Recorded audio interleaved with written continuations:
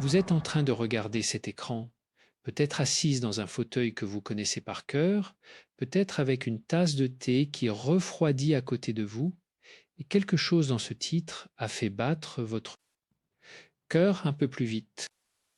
Pas beaucoup, juste assez pour que vous cliquiez. Et ce petit battement, cette toute petite accélération, elle mérite qu'on s'y attarde. Parce qu'elle vous dit quelque chose d'important sur vous, sur ce que vous espérez, et peut-être aussi sur ce que vous craignez. Il y a un homme dans votre vie en ce moment, ou peut-être dans votre tête, ce qui revient parfois au même. Et vous vous posez une question que vous n'osez pas formuler à voix haute, pas même à votre meilleur ami, pas même à votre sœur. Vous vous demandez s'il ressent vraiment quelque chose pour vous. S'il y a quelque chose de vrai derrière ces silences, derrière ces regards un peu trop longs, derrière ces petits gestes qui semblent signifier quelque chose, mais dont vous n'êtes jamais tout à fait sûr. Et pendant que vous attendez une réponse qui ne vient pas clairement, les jours passent, les semaines passent, et vous, vous restez là, à interpréter, à analyser, à vous ronger intérieurement.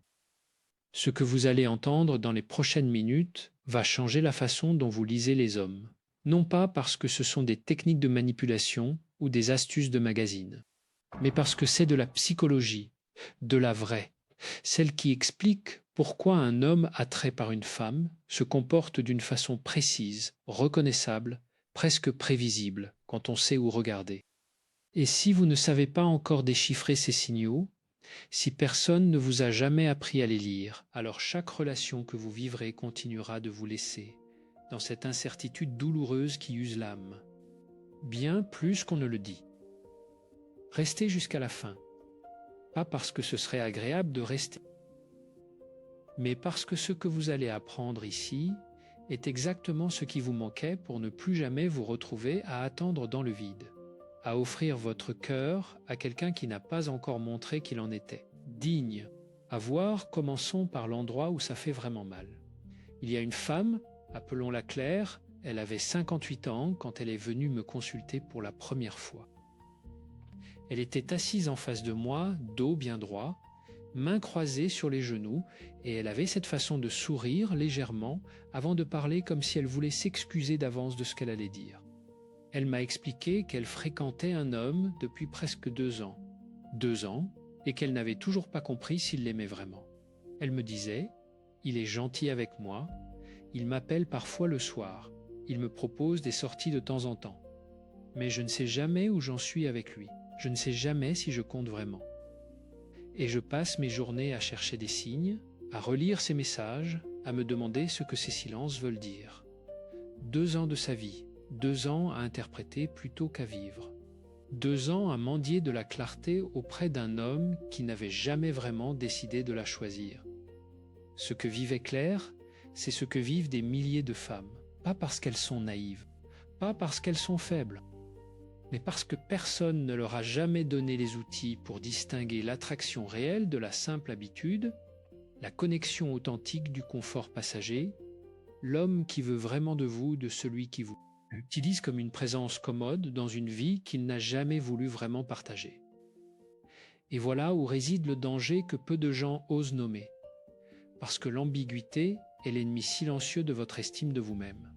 Chaque jour passé à vous interroger sur les intentions d'un homme, c'est un jour où votre énergie n'est pas investie dans vous. C'est un jour où vous vous rapétissez un peu, où vous cherchez la validation à l'extérieur de vous plutôt qu'en vous-même. Et ce rétrécissement-là, il est insidieux, il ne fait pas de bruit. Il arrive comme arrive l'automne, doucement, imperceptiblement, jusqu'au jour où vous regardez dans le miroir et vous ne reconnaissez plus tout à fait la femme que vous étiez. Puis, permettez-moi d'être direct avec vous, parce que vous méritez cette franchise. Si vous ne comprenez pas aujourd'hui comment fonctionne l'attraction masculine, comment elle se manifeste concrètement dans les comportements d'un homme, vous allez continuer à vivre dans cette incertitude. Et cette incertitude, elle a un coût. Elle coûte votre paix, elle coûte vos nuits, elle coûte parfois des années entières de votre vie que vous auriez pu vivre autrement, pleinement, avec quelqu'un qui vous choisissait vraiment chaque matin. Il y a quelque chose que la psychologie nous enseigne avec une clarté presque brutale. Un homme réellement attiré par une femme ne la laisse pas dans le doute longtemps. Pas parce qu'il est parfait, pas parce qu'il est sans peur, mais parce que l'attraction véritable produit des comportements involontaires, des micro-signaux que le corps et l'esprit émettent presque malgré eux. Et ces signaux, il est possible de les apprendre à reconnaître avec précision, avec élégance, sans jamais perdre sa dignité ni sa valeur. Mais avant d'entrer dans le détail de ces signaux, je voudrais qu'on s'arrête un instant sur quelque chose de fondamental, quelque chose qui conditionnera votre capacité à utiliser ce que vous allez apprendre. Parce que connaître les signes ne suffit pas si vous ne savez pas dans quel état intérieur vous vous trouvez quand vous les observez. Et pour beaucoup de femmes, cet état intérieur est faussé par quelque chose qu'elles portent depuis longtemps sans toujours en avoir conscience. Il y a un mot pour nommer cet état. Je vous en parlerai un peu plus tard parce qu'il résume à lui seul tout ce qui vous empêche de voir les choses clairement. Pour l'instant, retenez simplement que la façon dont vous percevez les signaux d'un homme dépend énormément de la façon dont vous vous percevez vous-même. Si cette idée vous touche, si vous sentez qu'il y a quelque chose là-dedans qui vous parle directement, je vous invite à vous abonner à cette chaîne. Parce que ce que nous explorons ici ensemble, c'est exactement ce genre de vérité psychologique que personne ne prend le temps de vous expliquer vraiment. Et laissez un commentaire, dites-nous. Est-ce que vous avez déjà vécu cette incertitude dont on parle? Est-ce que vous avez déjà passé des nuits à vous demander ce qu'un homme ressentait vraiment pour vous? Votre témoignage compte. Il aide d'autres femmes à se sentir moins seules dans ce qu'elles traversent. Revenons maintenant à ce qui se passe dans la tête d'un homme attiré. Et restons dans le concret, dans le vivant, dans ce qu'on peut réellement observer. Déjà, il faut comprendre une chose essentielle sur la psychologie masculine. Les hommes, en général, surtout ceux qui ont une certaine maturité, ceux qui ont entre 50 et 70 ans, ont appris à masquer leurs émotions. Pas par méchanceté, pas par calcul, mais parce que leur construction sociale les a conduits à associer la vulnérabilité émotionnelle à une forme de faiblesse. Ils ont grandi avec cette idée, souvent transmise sans même être formulée, que montrer trop clairement ce qu'on ressent, c'est s'exposer, c'est risquer d'être blessé, c'est donner du pouvoir à l'autre. Résultat, quand un homme de cet âge est attiré par une femme, il ne va pas forcément le dire. Il ne va pas arriver avec des fleurs et un discours romantique. Ce n'est pas ainsi que ça fonctionne. Ce qu'il va faire, en revanche, c'est se trahir autrement, lentement, par petites touches, et si vous savez quoi regarder, ces trahisons sont lumineuses. Le premier signal, et c'est peut-être le plus puissant de tous, c'est l'attention soutenue. Pas l'attention de politesse, celle qu'on accorde à tout le monde par courtoisie. Non, je parle de cette qualité d'attention particulière, celle où un homme vous regarde vraiment quand vous parlez, où il retient ce que vous avez dit la semaine dernière, où il s'en souvient et vous le restitue, parfois plusieurs jours plus tard, dans une phrase anodine qui vous surprend. Vous lui aviez dit en passant que votre petite fille avait une récitation importante. Et 3 jours après, il vous demande comment ça s'est passé. Ce n'est pas de la politesse, c'est de l'intérêt réel. C'est le cerveau d'un homme qui a décidé, inconsciemment ou non, que ce qui vous touche mérite d'être retenu. Espéra, parce que c'est là que beaucoup de femmes font une erreur. Elles attribuent ces petits gestes à la simple gentillesse et elles passent à côté de leur signification véritable. La gentillesse est universelle. Elle se distribue à tout le monde de façon relativement uniforme. Mais cette attention ciblée, mémorielle, cette façon de garder en mémoire les détails de votre vie, elle est sélective. Elle ne se produit pas avec tout le monde. Elle se produit avec les personnes qui occupent une place particulière dans l'espace mental de quelqu'un. Le deuxième signal est plus subtil encore, et il touche au corps. À vert, parlons du corps, parce que le corps ne ment pas. Le corps est le messager le plus honnête que nous ayons. Quand un homme est attiré par vous, il va naturellement orienter son corps vers vous, même dans un groupe, même quand il parle à quelqu'un d'autre. Si vous observez attentivement, vous verrez que ses pieds, ses épaules, son torse pointent dans votre direction. En psychologie non verbale, on appelle cela l'orientation posturo-corporelle et elle révèle où se trouve vraiment l'attention d'une personne, indépendamment de ce que dit sa bouche. Il y a aussi ce que j'appelle la tension du contact. Un homme attiré cherche à réduire la distance physique entre vous. Pas de façon agressive, pas de façon déplacée, mais par petits ajustements constants. Il se rapproche légèrement quand vous parlez. Il cherche une occasion de contact physique anodin, touchez votre bras pour souligner quelque chose, posez brièvement la main sur votre épaule pour guider votre attention vers quelque chose. Ces gestes semblent naturels parce qu'ils sont naturels, mais ils ne se produisent pas au hasard. J'ai un souvenir très précis d'une conversation que j'ai eue avec un homme lors d'un groupe de parole que j'animais il y a plusieurs années. Il avait 62 ans, il venait de divorcer après 30 ans de mariage et il décrivait avec une franchise désarmante comment il avait réalisé qu'il était attiré par une femme de son entourage. Il me disait « Je ne l'aurais jamais dit comme ça sur le moment, mais je me souviens que je cherchais toujours à m'asseoir là où je pouvais la voir, que quand elle entrait dans une pièce, quelque chose en moi se réveillait et que j'inventais des raisons de lui parler, des questions que je n'avais pas vraiment besoin de poser. » Cette phrase, des questions que je n'avais pas vraiment besoin de poser, elle est capitale. Parce qu'elle nous amène au troisième signal, la création de prétextes. Un homme attiré invente des raisons d'être en contact avec vous. Il vous envoie un article qu'il a lu en pensant à vous. Il vous propose de l'aide pour quelque chose que vous n'aviez pas demandé. Il mentionne une chose qu'il a vue et qui lui a fait penser à vous. Déjà, chacun de ces gestes, pris isolément, peut sembler insignifiant. Mais ensemble, ils dessinent un tableau cohérent, celui d'un homme qui cherche des ponts, des passerelles, des excuses légitimes pour maintenir un lien avec vous. Il faut s'arrêter ici un moment, parce que c'est là que se joue quelque chose de psychologiquement important. Quand un homme crée ses prétextes, il révèle une chose sur son état intérieur. Il ressent une forme de tension agréable quand il est en contact avec vous et une forme d'inconfort quand ce contact est absent.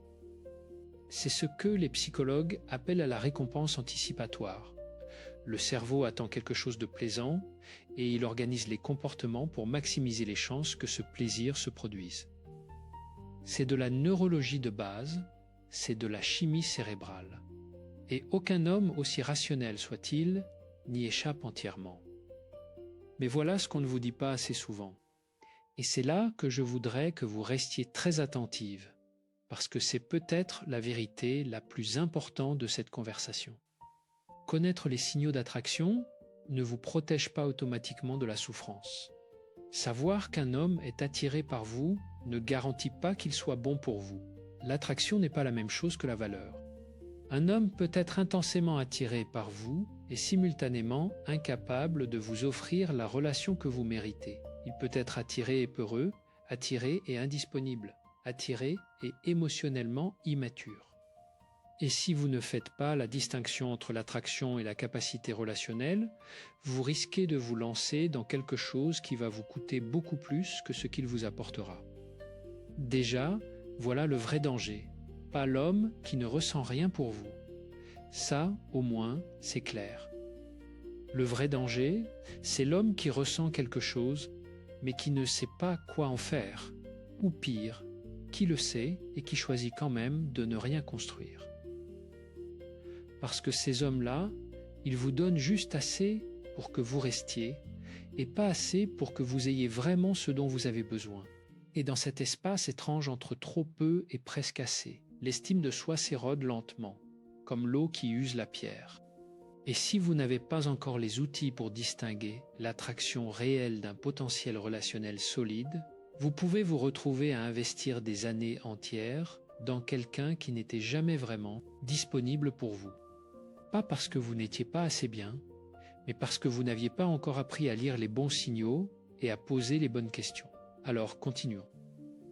Parce qu'il y a d'autres signaux, et certains d'entre eux sont contre-intuitifs.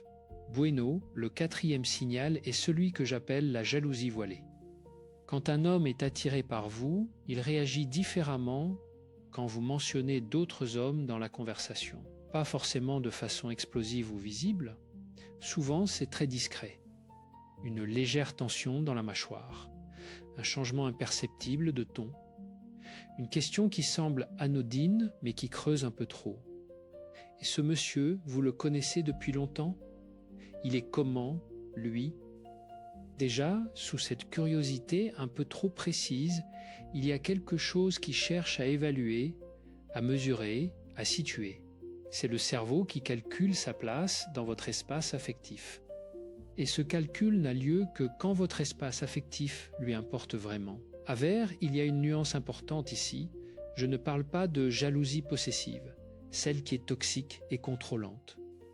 Je parle de ce mouvement intérieur discret, presque enfantin dans son honnêteté qui dit « Je tiens à cette femme et l'idée qu'un autre homme puisse compter pour elle me dérange un peu. » C'est une chose très humaine.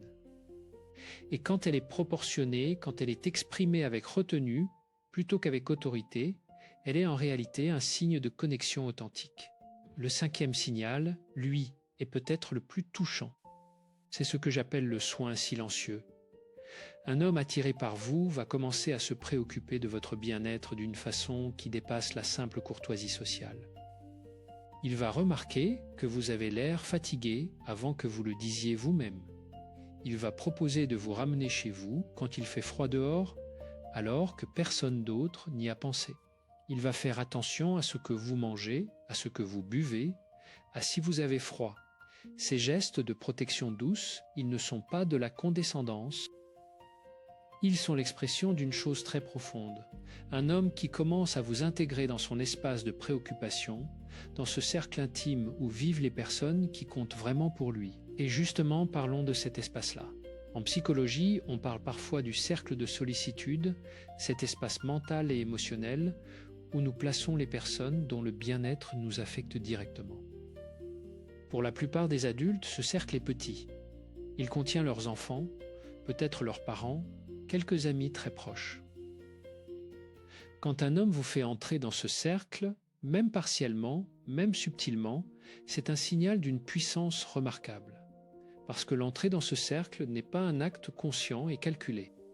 C'est une chose qui arrive, qui se produit malgré soi, quand quelqu'un a pris une place réelle dans notre monde intérieur. Déjà, il y a quelque chose que je voudrais vous poser comme question.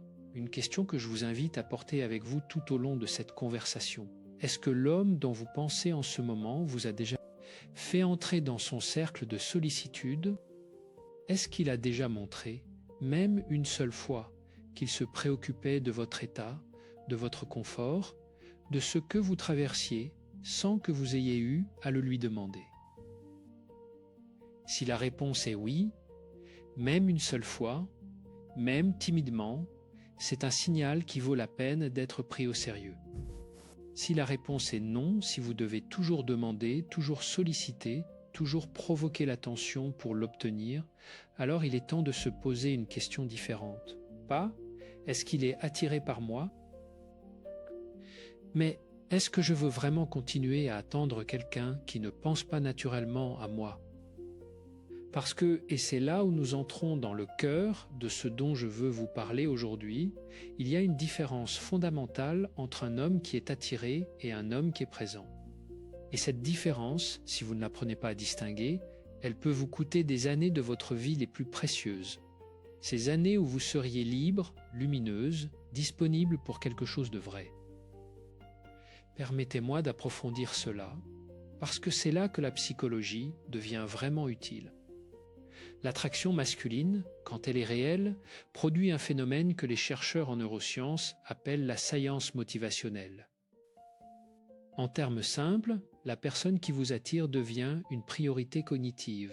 Elle occupe une place disproportionnée dans vos pensées. Vous y revenez sans l'avoir décidé. Vous pensez à elle au milieu d'une conversation sur un autre sujet.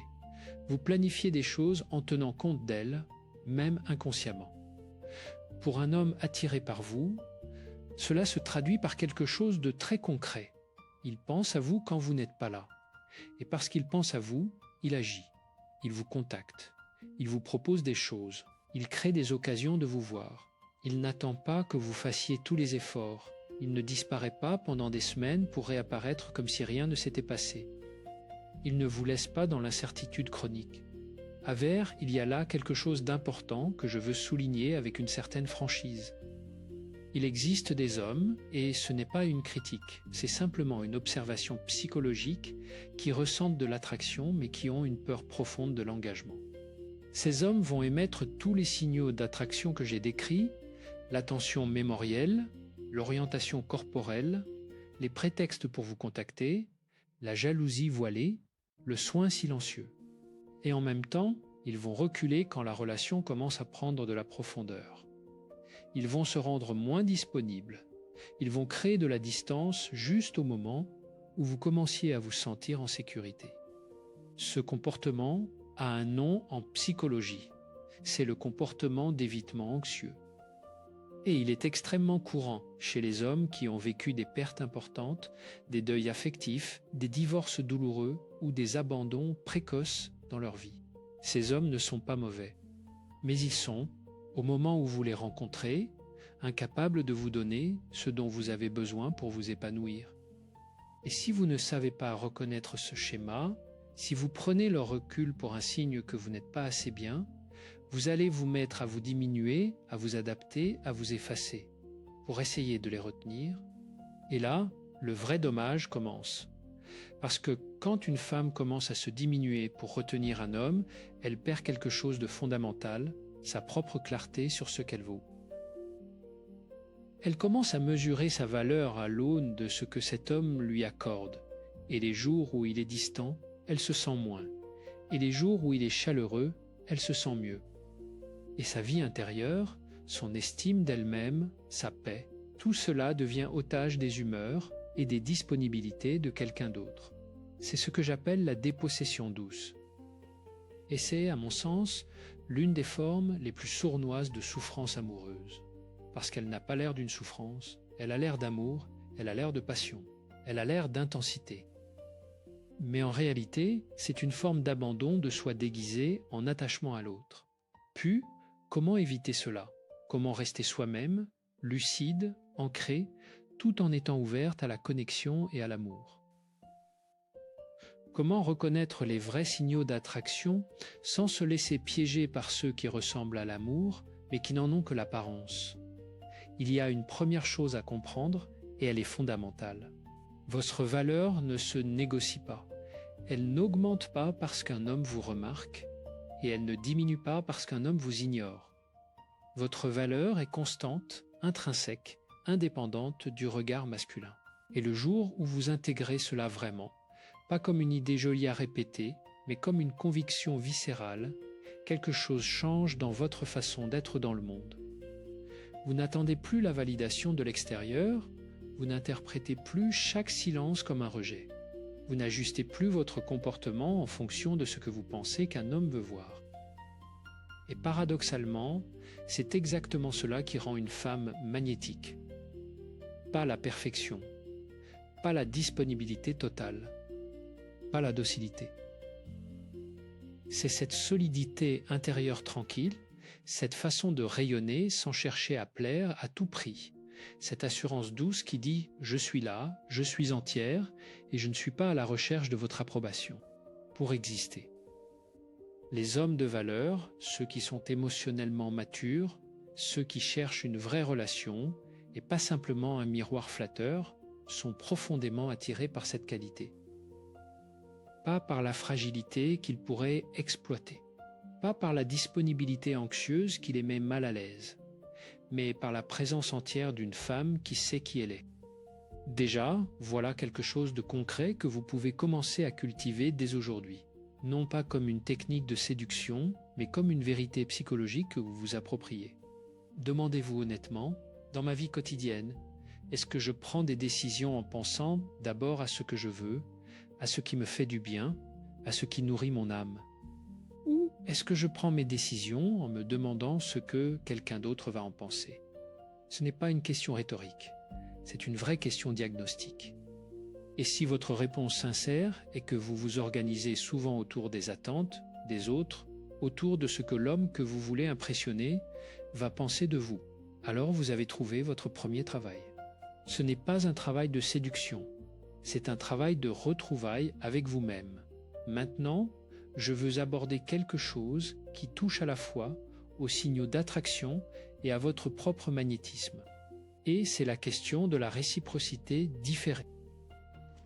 Voici ce que la psychologie nous dit sur l'attraction masculine dans le contexte des relations qui commencent tardivement dans la vie, après 50 ans, après 60 ans. Les hommes de cet âge ont souvent appris à être prudents. Ils ont été blessés, ils ont divorcé ou ils ont perdu un partenaire. Ils ont vécu des déceptions qui les ont rendus plus lents à s'engager émotionnellement. Et cette lenteur n'est pas un signe d'absence d'intérêt. Elle peut être, au contraire, un signe de maturité et de sincérité. Un homme jeune peut se laisser emporter par l'attraction physique et se déclarer en quelques jours. Un homme de 60 ans, lui, va souvent prendre le temps de s'assurer que ce qu'il ressent est réel avant de l'exprimer. Il va observer. Il va tester, pas de façon manipulatrice, mais de façon naturelle, en créant des situations où vous interagissez, où vous révélez qui vous êtes vraiment, où la connexion peut se confirmer ou se démentir. Alors, si vous êtes dans une situation où vous vous demandez si l'homme qui vous intéresse est vraiment attiré par vous et qu'il ne le dit pas clairement, il est utile de regarder non pas ce qu'il dit, mais ce qu'il fait de façon répétée. Est-ce qu'il revient ? Est-ce qu'il cherche des occasions d'être en votre présence ? Est-ce qu'il s'intéresse à votre vie, à vos enfants, à vos petits-enfants, à ce qui vous anime, à ce que vous lisez, à ce que vous aimez ?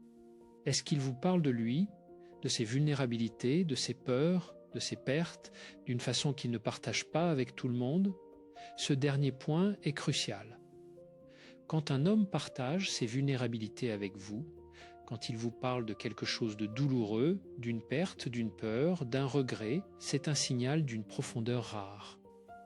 Parce que les hommes de cette génération, ceux qui ont grandi avec l'idée que les émotions sont une affaire privée, n'ouvrent pas ce registre avec n'importe qui. Ils ne le font qu'avec les personnes à qui ils font confiance, les personnes avec qui ils se sentent en sécurité, les personnes qui comptent vraiment pour eux. Bueno, il y a quelque chose qui se passe dans ces moments de vulnérabilité partagée, quelque chose de neurologique en réalité. Quand deux personnes partagent des émotions profondes ensemble, le cerveau libère de l'ocytocine, ce qu'on appelle parfois l'hormone du lien. Et ce lien chimique créé par la vulnérabilité partagée est bien plus durable, bien plus solide que le lien créé par la simple attirance physique. C'est pour cette raison que les relations qui commencent plus tard dans la vie peuvent être d'une profondeur et d'une solidité extraordinaires quand elles sont construites sur cette intimité authentique plutôt que sur la performance ou la séduction superficielle. Et maintenant, je veux vous parler de quelque chose que j'observe régulièrement dans mon travail, une erreur que commettent beaucoup de femmes intelligentes, sensibles et qui pourtant se retrouvent dans des cycles de souffrance répétées. C'est l'erreur de la surinterprétation anxieuse. Quand une femme a été blessée dans le passé, quand elle a vécu des déceptions amoureuses significatives, quand elle a appris par l'expérience que les hommes pouvaient être inconsistants ou décevants, elle développe. S'ouvre une forme de vigilance excessive. Elle guette les signes, elle analyse chaque message, elle interprète chaque silence. Et dans cet état de vigilance, son cerveau, qui cherche à la protéger, va souvent lire les signaux de façon déformée. Elle va voir de la froideur là où il y a simplement de la timidité. Elle va lire du désintérêt là où il y a de la pudeur. Elle va interpréter un retard de réponse comme un rejet, alors que c'est simplement une journée chargée. Cette surinterprétation anxieuse est épuisante. Elle consomme une énergie considérable. Et surtout, elle crée des réalités qui n'existent pas, en alimentant des doutes qui font souffrir sans raison réelle. Comment s'en sortir ? En revenant encore une fois à la question centrale, est-ce que je suis une observatrice calme des faits ou est-ce que je suis une interprète anxieuse des signaux ? Est-ce que je regarde ce qui se passe vraiment ou est-ce que je projette mes peurs sur ce qui se passe? C'est là qu'intervient ce que j'appellerais la lucidité bienveillante. La capacité de regarder une situation avec clarté, sans dramatiser, sans minimiser, sans se mentir à soi-même. C'est une compétence, elle s'apprend, elle se développe. Et elle est, à mon sens, l'une des plus belles choses qu'une femme puisse cultiver pour elle-même. Espera, parce qu'il y a encore autre chose dont je veux vous parler. Et c'est peut-être le signal d'attraction le plus méconnu, le plus sous-estimé, et pourtant l'un des plus fiables. C'est le signal de la durée de regard. Dans les études sur la communication non verbale, il est établi que la durée du contact visuel est l'un des indicateurs les plus fiables d'un intérêt interpersonnel fort. En situation sociale normale, les gens se regardent dans les yeux pendant environ 30 à 60% du temps d'une conversation. Quand ce pourcentage monte au-delà de 60%, quand quelqu'un vous regarde avec une attention soutenue qui dépasse la norme sociale, c'est un signal fort. Et si ce regard est accompagné d'un léger rabaissement du rythme de la parole, d'une légère inclinaison de la tête, d'un sourire discret, alors vous avez devant vous quelqu'un dont l'intérêt pour vous dépasse clairement la simple courtoisie. Mais voilà quelque chose de subtil que je veux souligner. Il existe deux types de regards intenses. Le premier est le regard d'attraction, chaud, légèrement souriant, avec une qualité de présence totale. Le second est le regard d'évaluation, plus froid, plus calculateur, avec une absence de chaleur. Ces deux regards peuvent se ressembler superficiellement, mais ils produisent des sensations très différentes chez celle qui les reçoit. Le premier vous fait vous sentir vue, reconnue, précieuse. Le second vous fait vous sentir analysé, jaugé, comparé à un standard. Apprenez à distinguer ces deux types de regards. Apprenez à faire confiance à ce que votre corps ressent quand quelqu'un vous regarde. Parce que votre corps est un instrument de mesure extrêmement précis quand vous lui faites confiance. Avers, et voici quelque chose que je veux que vous gardiez à l'esprit. Quelque chose qui est peut-être la clé de tout ce dont nous parlons aujourd'hui. Vous ne pouvez pas lire clairement les signaux d'un autre si vous n'êtes pas d'abord en contact avec vos propres signaux intérieurs. Vous ne pouvez pas distinguer l'attraction réelle de la peur de la solitude si vous n'avez pas appris à écouter honnêtement ce que vous ressentez dans votre ventre, dans votre poitrine, dans cette zone entre les omoplates où se loge souvent la tension de l'inquiétude, dans ces jambes qui parfois portent la fatigue d'une attente qui dure depuis trop longtemps. Votre corps sait. Il a souvent su avant votre tête. Mais vous avez peut-être appris à ne pas l'écouter. Peut-être qu'on vous a appris que les émotions étaient excessives, dramatiques, peu fiables. Peut-être que vous avez tellement voulu que quelque chose fonctionne, que vous avez mis sous silence ce que votre corps essayait de vous dire. Déjà, il est temps de lui redonner la parole. Il est temps de réapprendre à écouter ces signaux-là, ceux qui viennent de vous avant ceux qui viennent des autres. Et maintenant, voilà le moment d'entrer dans quelque chose de plus concret encore, de plus pratique, quelque chose que vous pouvez commencer à faire dès demain, dès ce soir peut-être, et qui va transformer progressivement votre façon d'être dans vos relations. La première chose, c'est ce que j'appelle la pratique de la présence à soi. Chaque jour, prenez 5 minutes, rien que 5 minutes, pour vous asseoir dans le silence et vous poser une seule question. Comment je me sens vraiment en ce moment? Pas comment je pense que je devrais me sentir.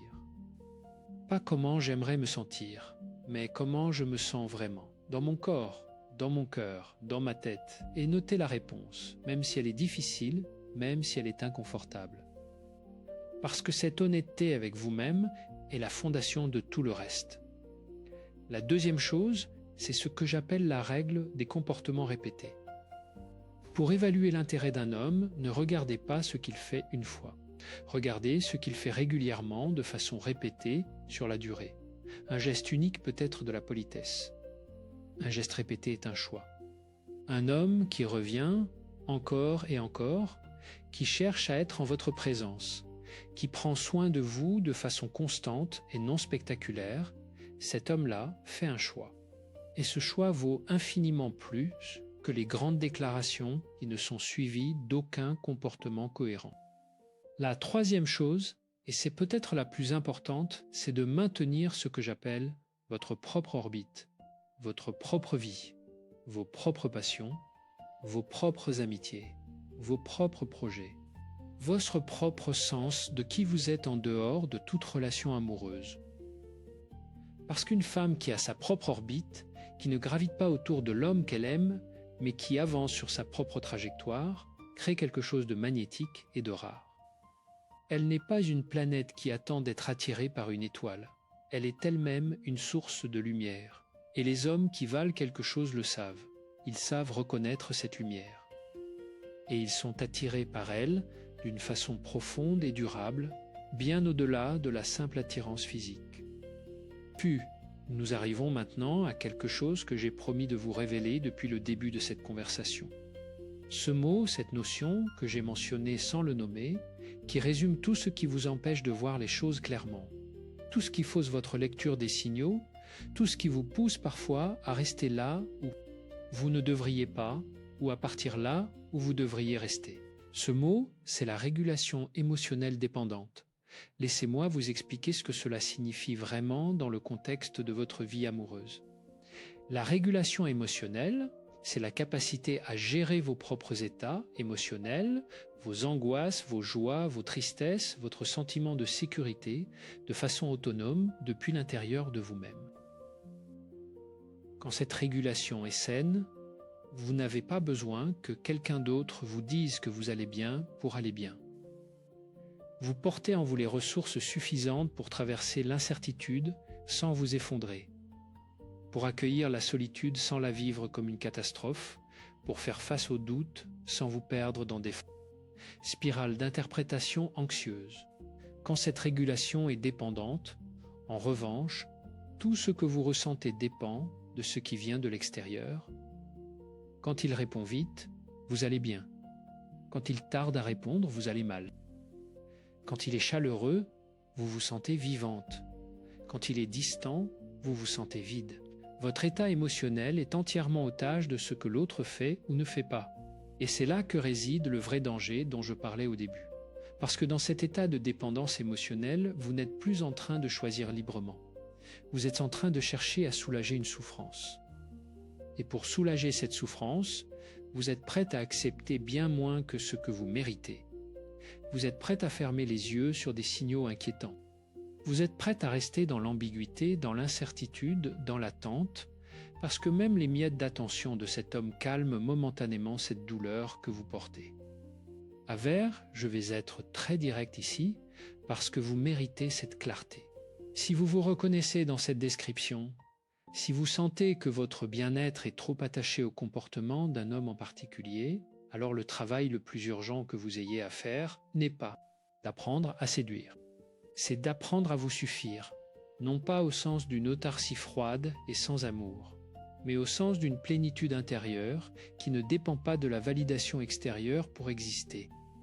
Et comment développer cette plénitude? En cultivant délibérément des sources de joie, de sens, d'épanouissement qui n'ont rien à voir avec une relation amoureuse, en reprenant contact avec ce qui vous faisait vibrer avant que cet homme entre dans votre vie, en vous reconnectant à vos amis, à votre famille, à vos passions, à votre curiosité intellectuelle, à votre vie spirituelle si c'est quelque chose qui vous parle, en vous rappelant concrètement, de façon quotidienne, que vous êtes une femme complète, entière, précieuse, indépendamment de l'amour que quelqu'un d'autre vous porte. Bueno, cette plénitude intérieure, quand vous commencez à la ressentir vraiment, change quelque chose de fondamental dans votre façon d'interagir avec les hommes. Vous n'êtes plus dans la quête. Vous êtes dans la présence. Vous n'êtes plus dans le besoin d'être choisi. Vous êtes dans le discernement de ce que vous choisissez, vous. Vous ne demandez plus « est-ce qu'il me veut ?»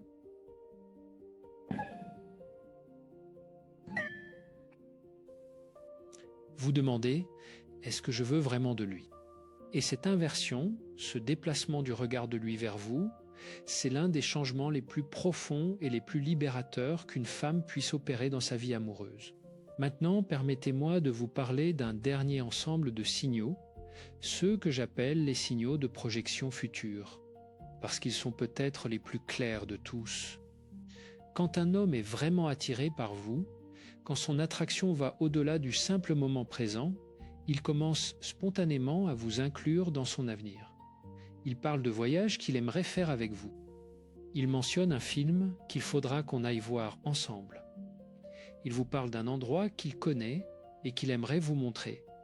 Il dit des choses comme « Au printemps prochain, on pourrait faire ceci » ou « J'aimerais vous présenter à mes enfants un jour, si vous le souhaitez ». Ces projections dans le futur sont extrêmement significatives. Parce qu'un homme qui n'est attiré que superficiellement, qui cherche simplement une présence agréable, sans engagement réel, ne vous inclut pas naturellement dans son futur. Il reste dans le présent, il parle de ce soir. Il parle de maintenant, il ne construit pas de pont vers demain. Déjà, ces projections futures sont l'une des façons les plus honnêtes qu'un homme ait de vous dire, sans le dire explicitement, « Je vous vois dans ma vie au-delà de ce moment ». Et pour un homme de caractère, de maturité, habitué à être prudent avec ses engagements, ce genre de geste, même dit en passant, même dit avec légèreté, vaut tous les grands discours du monde. Et voilà maintenant où nous en sommes après tout ce chemin parcouru ensemble. Vous avez appris à reconnaître les signaux de l'attraction réelle, l'attention mémorielle, l'orientation corporelle, la création de prétextes, la jalousie voilée, le soin silencieux, la durée de regard, la vulnérabilité. Partager et les projections dans le futur. Vous avez compris que ces signaux, même s'ils sont présents, ne garantissent pas automatiquement une relation saine et qu'il faut les lire avec lucidité et non avec espoir aveugle. Vous avez compris que votre propre état intérieur, la façon dont vous vous régulerez émotionnellement, conditionnera toute votre lecture des situations.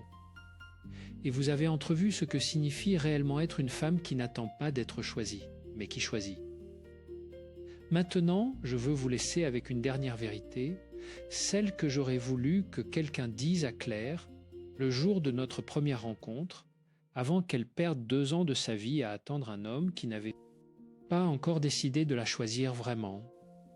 Elle est venue me voir une 2e fois, Claire, environ 6 mois après notre première conversation, et elle avait quelque chose de différent dans le regard. Une sorte de sérénité tranquille que je n'avais pas vue la première fois. Elle s'était séparée de cet homme, pas dans la colère, pas dans le drame. Elle avait simplement regardé les faits en face. 2 ans, aucune projection dans le futur, aucune vraie vulnérabilité partagée, aucun soin silencieux, juste de la présence intermittente. Et elle avait décidé que ce n'était pas assez. Elle m'a dit, avec ce sourire un peu triste mais digne qu'elle avait, « J'ai réalisé que j'attendais sa validation pour me sentir vivante. Et un matin, en me levant, j'ai décidé de me valider moi-même. Je ne sais pas si vous retenez une seule chose de tout ce que nous avons exploré ensemble aujourd'hui, mais si c'est le cas, que ce soit celle-là. Se valider soi-même, pas se suffire dans l'isolement, pas renoncer à l'amour ou à la connexion, mais ne plus dépendre du regard d'un autre pour savoir qui vous êtes et ce que vous valez. Portez en vous une certitude douce, stable, inébranlable sur votre propre valeur et depuis cette certitude, lire les signaux du monde avec clarté, choisir les personnes qui méritent votre présence, accueillir celles qui vous choisissent vraiment et laisser aller avec grâce et sans amertume celles qui ne savent pas encore comment vous apprécier à votre juste valeur. C'est cela, la vraie séduction. Pas une technique, pas un jeu, pas une manipulation. C'est la puissance silencieuse d'une femme qui se connaît, qui se respecte et qui sait exactement ce qu'elle mérite. Cette puissance-là, aucun homme de valeur n'y est indifférent. Et aucun homme qui n'en est pas digne ne mérite d'en être le bénéficiaire. Voilà ce que nous avons exploré ensemble aujourd'hui. Voilà ce que la psychologie, dans sa générosité, peut vous offrir quand on prend le temps de l'écouter vraiment. Non pas comme une liste de règles à appliquer, mais comme une lanterne pour mieux voir, mieux choisir et mieux vivre. Prenez soin de vous. Prenez soin de cette femme que vous êtes, avec toute son histoire, toutes ses cicatrices, toute sa beauté. Elle le mérite.